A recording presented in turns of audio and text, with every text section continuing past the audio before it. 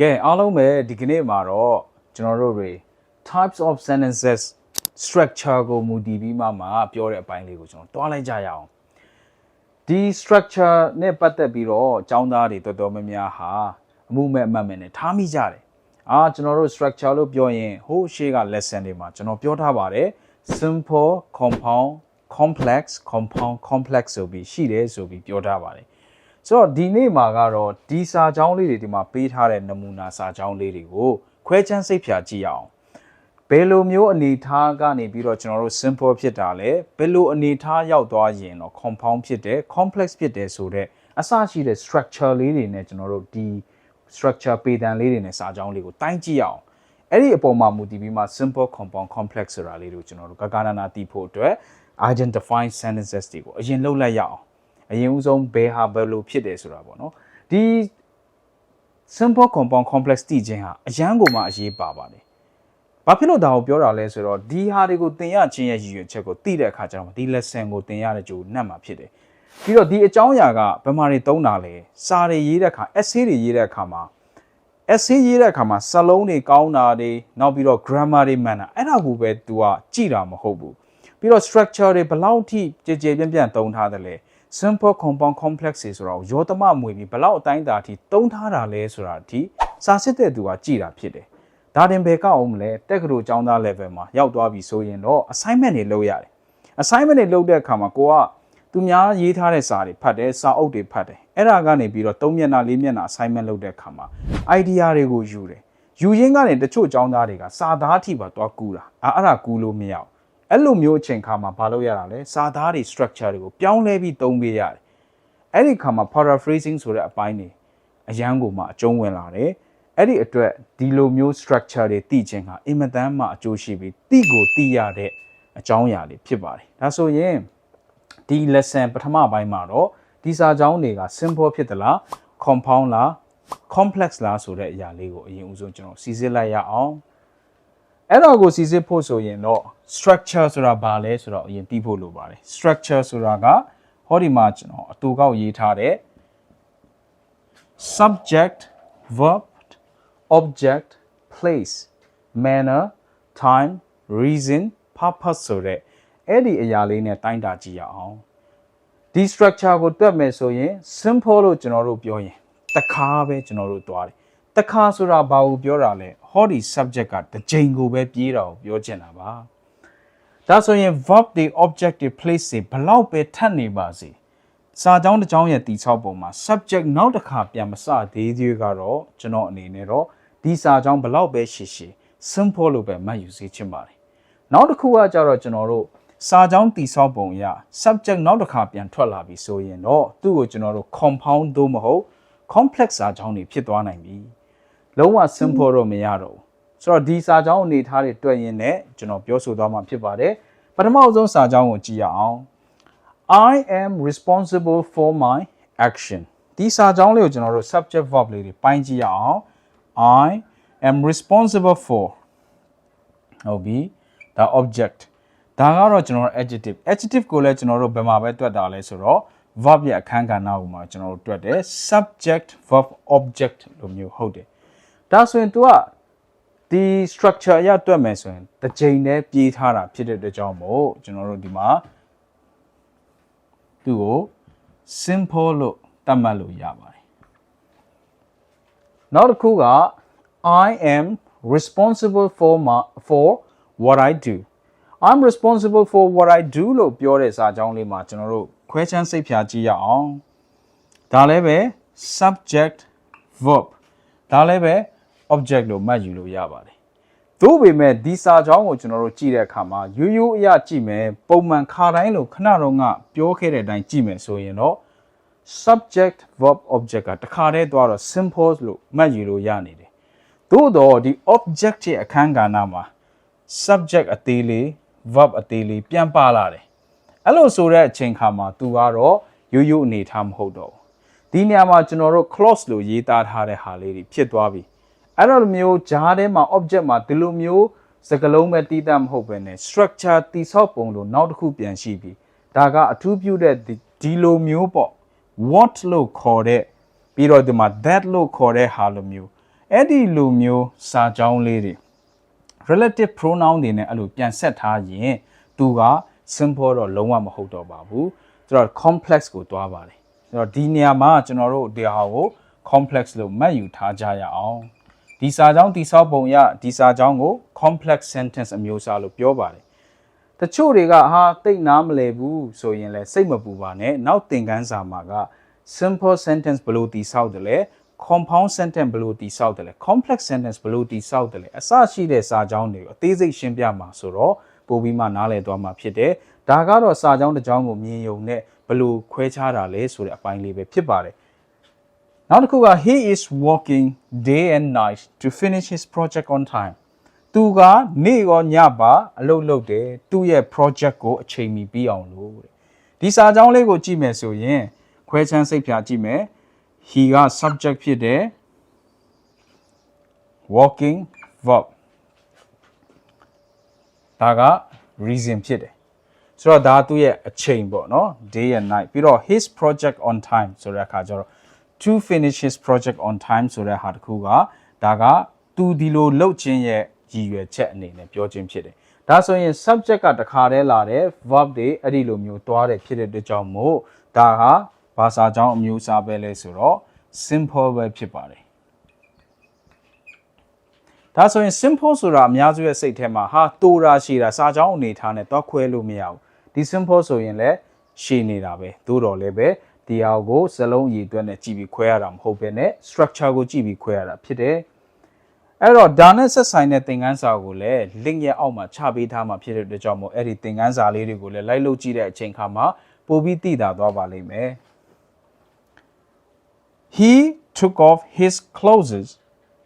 and jumped into the river ဒီစာကြောင်းလေးကိုကြည့်တဲ့အခါမှာဒါက subject ဖြစ်တယ် verb ဖြစ်တယ် object ဖြစ်တယ်ဒါက verb ဖြစ်တယ်ဒါက place ဖြစ်တယ်ဒီလိုအပိုင်းလေးတွေကျွန်တော်တို့ပိုင်းကြည့်မယ်ဒါကတော့ conjunction လေးပေါ့စကားဆက်ကလေးဒါဆိုဒီစာကြောင်းအနေထားရတွက်မယ်ဆိုရင်နှမျိုးရှိတယ်တချို့လူတွေကဘာယူဆတာလဲဆိုတော့ဒါဟာ compound လို့ယူဆတယ်လောလောဆယ်ခဏတော့ကကျွန်တော်ပြောတဲ့အနေထားရတွက်မယ်ဆိုရင် subject ကတစ်ချိန်နဲ့သွားတယ်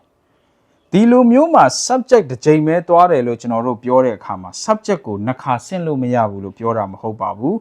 he နဲ့တကယ်လို့ကျွန်တော်ဒီမှာ his friend လို့ရေးလဲရတယ်ခဏနေကျရင်ကျွန်တော်ဒီစာသားကိုပြန်ပြီးရေးပြပါမယ် he and his friends took off their clothes and jumped into the river လို့လဲကျွန်တော်ပြောလို့ရတယ်အဲ့ဒီခါမှာ subject ဆိုတဲ့နေရာမှာ subject ကဘယ်နှမျိုးဖြစ်သွားတာလဲဆိုနှစ်မျိုးဖြစ်သွားတာသို့ပေမဲ့ subject ကနှစ်မျိုးဖြစ်ပေမဲ့စာကြောင်းတိဆောက်ပုံအရ तू ကခဏတော့ကလည်းမျိုး subject ပြီးရင်သူ့အတွက်တီးတန့် verb လိုက်တာမဟုတ်ဘူးဒီလိုပဲ तू လဲဒီ subject ဆိုတဲ့အကန့်မှာပဲ तू ကလာနေတာဟုတ်တယ်တကွက်ထဲမှာပဲလာနေတာအဲ့ဒါကိုပို့ပြီးမှရှင်းလင်းတော့သင်ခန်းစာတွေမှာလုပ်ကြည့်သိနိုင်ပါတယ်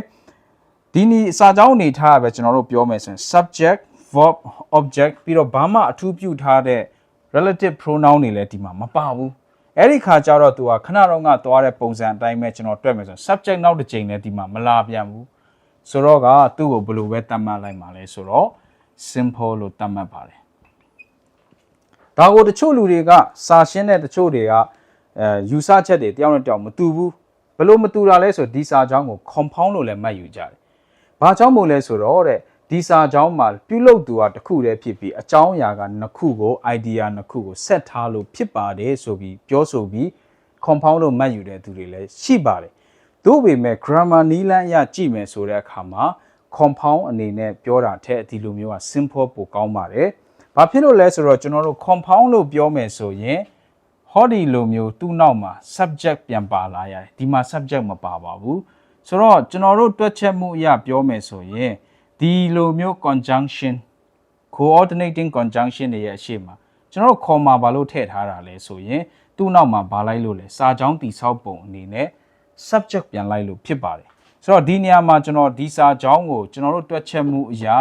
လိုက်နာတဲ့စီမင်းစည်းကမ်းအရာပြောမယ်ဆိုရင် he ဖြစ်တဲ့အတွက်ကြောင့်မို့ဒီမှာဘာပြန်ထည့်ပေးရမှာလဲ he ပြီးတော့ကျွန်တော်ဘာပြန်လုပ်ဖို့လိုတာလဲ comma လေး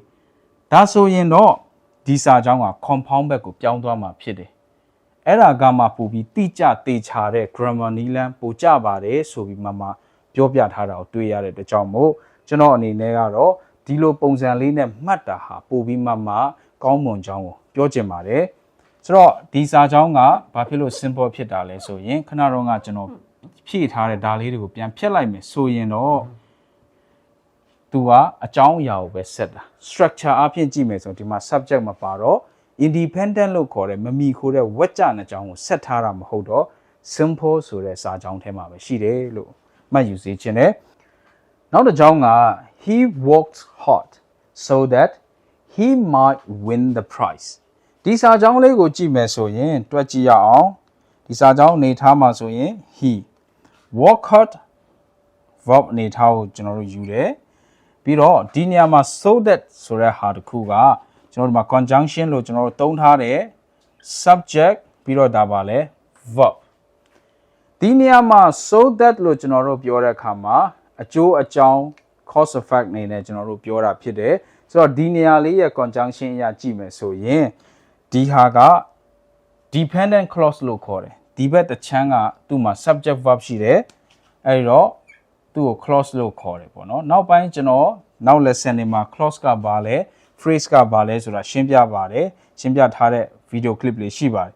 ဒါဆိုရင်ဒီအရှိချမ်းမှာသူကဒီလိုနှစ်ပိုင်းဖြစ်သွားတဲ့အနေအထားမှာရှိတယ်ကျင်းတည်တယ်သူ့မှာလည်း subject verb ရှိတယ်ဒီဘက်အချမ်းမှာလည်း subject verb ရှိတယ်ဆိုရင် simple တော့လုံးဝမဟုတ်တော့ဘူး compound တော့မဟုတ် complex compound လို့ပြောရအောင်လဲကျွန်တော်တို့ဒီမှာ coordinating conjunction တွေနဲ့ဆက်ထားတာမဟုတ်ဘူးပြီးရင်ဒီမှာကျွန်တော်တို့ရေးထားတဲ့ so that ဆိုတဲ့နေရာတွေမှာလည်းကြည့်မယ်ဆိုရင်ဒါဟာအကျိုးအကြောင်းကိုပြထားပြီးမှဒီ that တွေဘာတွေနဲ့ဆက်ထားတဲ့အချိန်ခါမှာသူကပို့ပြီးမှ dependent clause ကိုရောက်သွားစေတဲ့အတွက်ကြောင့်မို့သူဟာ complex sentence ဖြစ်တယ်လို့မှတ်ယူရပါတယ် complex sentence ဖြစ်ပါတယ်နောက်တစ်ခုကိုပြန်ကြည့်အောင်နောက်ဆုံးတစ်ခုက you must run very fast or you will not win the race မင်းအယမ်းမြန်အောင်ပြေးရမယ်ဒါမှမဟုတ်ရင်မင်းပြိုင်ပွဲကိုနိုင်မှာမဟုတ်ဘူးတဲ့ဒီမှာရှိတဲ့စာကြောင်းကိုကျွန်တော်တွက်ကြည့်ရင် subject verb ဒါကိုကျွန်တော်တို့ manner လို့တွက်လဲရတယ်ဘယ်လိုပြုမူတာလဲပေါ့နော်မြန်မြန်ပြေးတာပြီးတော့နောက်တစ်ခုကဒီမှာ subject ဒီမှာလည်းပါရှိရလဲ verb ပြီးတော့ဒီမှာ object ဆိုတော့ဒီနေရာကိုကျွန်တော်တို့ကြည့်လိုက်ရင် simple မဟုတ်မှန်အရင်သိတာပါတယ်ပထမတစ်ချက်ကတော့သူ့မှာဒီဘက်အချမ်းမှာလည်း subject verb ရှိတယ်ဒီဘက်အချမ်းမှာလည်း subject verb ရှိတယ်ဆိုတော့တို့က clause အနေထားတွေဖြစ်သွားပြီဒါပေမဲ့ဒါကိုကျွန်တော်တို့ကြည့်ရင် or ကဘယ်ထဲမှာရှိတာလဲဆိုတော့ coordinating conjunction ထဲမှာရှိတယ်ဆိုတော့ဒီဘက်အချမ်းကအဓိပ္ပာယ်ကိုပြန်ကြည့်လိုက်ရင်အဓိပ္ပာယ်ရှိတယ်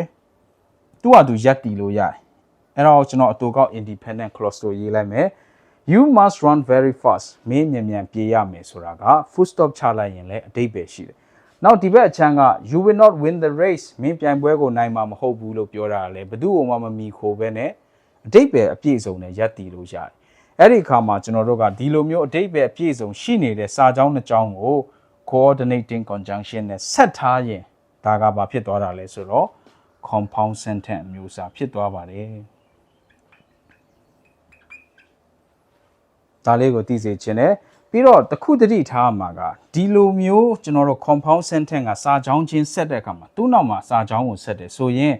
ဒီ coordinating conjunction ကိုရေးတဲ့အခါမှာဘာထည့်ဖို့လိုတာလဲဆိုတော့ comma ထည့်ဖို့လိုတယ်တဲ့ဒါဟာ grammar နီးလန်းအရလိုက်နာစေချင်တဲ့အရာဖြစ်တယ်တချို့သောစာတွေမှာကတော့ဒီလိုမျိုးမရေးထားဘူးဒါပေမဲ့အများစုတိတိကျကျစာအုပ်တွေ grammar စာအုပ်တွေမှာတိကျ academic တွေမှာပြထားတဲ့ academic writing စာအုပ်တွေမှာပြထားတဲ့ဟာကဒီလိုမျိုး comma ကိုမဖြစ်မနေထည့်ဖို့အတွက်ညွှန်ကြားထားတာကိုတွေ့ရတဲ့ကြောင့်မို့ဒီလိုမျိုးရေးသားခြင်းကပို့ပြီး grammar နီးလန်းကြပြီးအမှားကင်းတယ်ဆိုတဲ့အရာလေးကိုပြောပြချင်ပါတယ်